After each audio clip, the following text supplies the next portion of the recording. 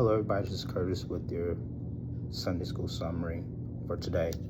The title of today's lesson was God's hand in facing opposition. The point was God is more powerful than those who oppose us. The story happens in 2 Kings chapter 6 verses 8 through 12 and 15 through 23. The story goes like this. Armenian and Israel are at war.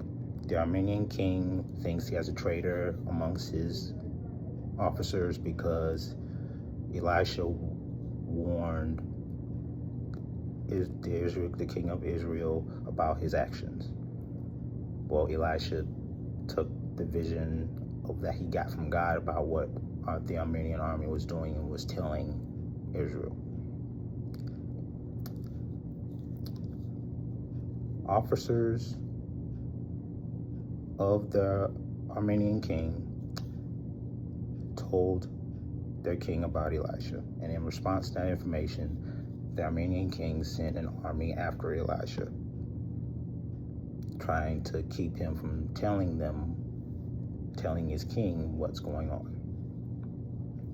But Elisha wasn't afraid because God had sent an unseen army to protect them.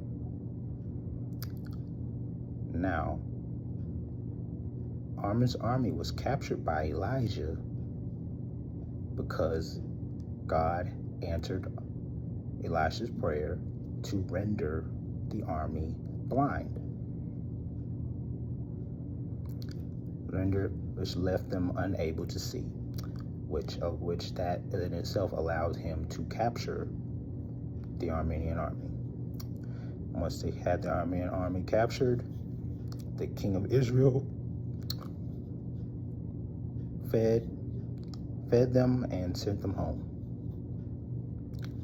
which ended the war.